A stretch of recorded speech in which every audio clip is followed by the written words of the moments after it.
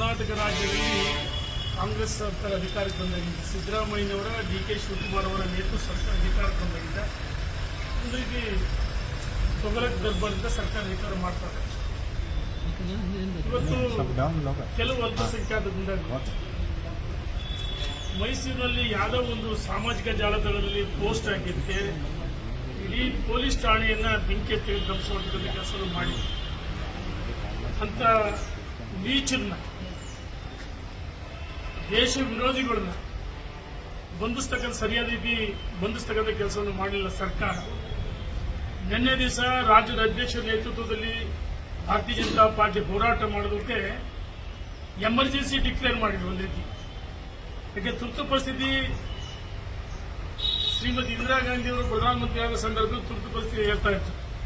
Walk ಸ್ವಾತಂತ್ರ್ಯ ಇರಲಿಲ್ಲ, ಪ್ರಜಾಪ್ರಭುತ್ವನೇ ಕಗ್ಗೊಲೆ ಮಾಡಿದ್ರು. ರೀತಿ ಕರ್ನಾಟಕದಲ್ಲಿ ಇವತ್ತು ಪ್ರಜಾಪ್ರಭುತ್ವ ಕಗ್ಗೊಲೆ ಇದೆ. ಈ ಹಿಂದೆ ಮೈಸೂರು ಚಲೋ ವಾಹನದಲ್ಲಿ ರಾಜ್ಯದ ಅಧ್ಯಕ್ಷರು ಪ್ರತಿಪಕ್ಷ ನಾಯಕರು ಹೊರಟಾಗ ರೋಡ್ ಮಧ್ಯದಲ್ಲಿ ಬಂಧಿಸಿದ್ರು.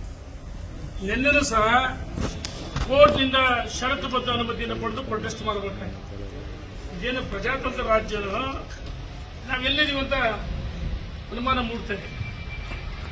ಇವತ್ತು ಒಂದ್ ಕಡೆ ಕಾನೂನು ಸುವ್ಯವಸ್ಥೆ ಸಂಪೂರ್ಣವಾಗಿ ರಾಜ್ಯದಲ್ಲಿ ಕುಸಿದು ಹೋಗಿದೆ. ಹುಬ್ಬಳ್ಳಿ ಪೊಲೀಸ್ ಠಾಣೆ ಮೇಲೆ ಹಿಂದೆ ಕಲ್ತು ಹೋರಾಟ ಮಾಡಿರ್ತಕ್ಕಂಥ ವಾಪಸ್ ಪಡೆಯಕ್ಕೆ ಪ್ರಯತ್ನ ಮಾಡ್ತಾರೆ.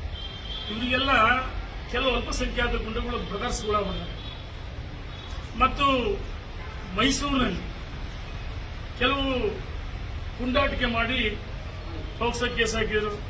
ಅದನ್ನು ಸರ್ಕಾರ ಸರಿಯಾದ ರೀತಿ ಕ್ರಮ ಜರುಗಿಸ್ತಾ ಇಲ್ಲ. ನಾವು ಹೇಳ್ತಾ ಇದೀವಿ, ಕರ್ನಾಟಕ ರಾಜ್ಯದಲ್ಲಿ ಸಂಪೂರ್ಣವಾಗಿ ಆಡಳಿತ ಯಂತ್ರ ಕುಸಿದು ಹೋಗಿದೆ, ಕಾನೂನು ಸುವ್ಯವಸ್ಥೆ ಹದಗೆಟ್ಟಿದೆ.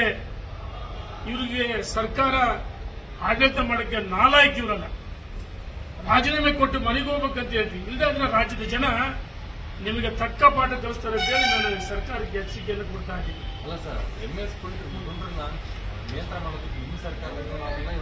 ನಮ್ಮ ಸರ್ಕಾರದಾಗ ಏನು ಅಲ್ಲ ನೋಡಿ, ನಮಗೇನು ವೋಟ್ ಬ್ಯಾಂಕ್ ಅಂತ ನೋಡಿ. ಆಯಾ ಪ್ರಾಂತವಾರು, ಈ ಆಂಧ್ರದಲ್ಲಿ ತೆಲುಗು, ತಮಿಳುನಾಡಿನಲ್ಲಿ, ಮಹಾರಾಷ್ಟ್ರದಲ್ಲಿ, ಅವರ ರಾಜ್ಯದಲ್ಲಿ ಆಯಾ ಪ್ರಾಂತ, ಗೋವಾ ಇರ್ಬೋದು, ಪಕ್ಕದ ರಾಜ್ಯಗಳು, ಆಯಾ ರಾಜ್ಯಗಳಲ್ಲಿ ಆಯಾ ಭಾಷೆಗಳು ಮಾತಾಡ್ತಾರೆ. ಕರ್ನಾಟಕದಲ್ಲಿ ಕನ್ನಡ ಮಾತಾಡೋದು ಮಾತೃಭಾಷೆ. ನೀವು ನೋಡ್ತಿದ್ದೀರಾ, ಇದು ನ್ಯೂಸ್ 88 ಕನ್ನಡ, ಸುದ್ದಿಯ ಜೊತೆ ಸದಾ ನಿಮ್ಮೊಂದಿಗೆ.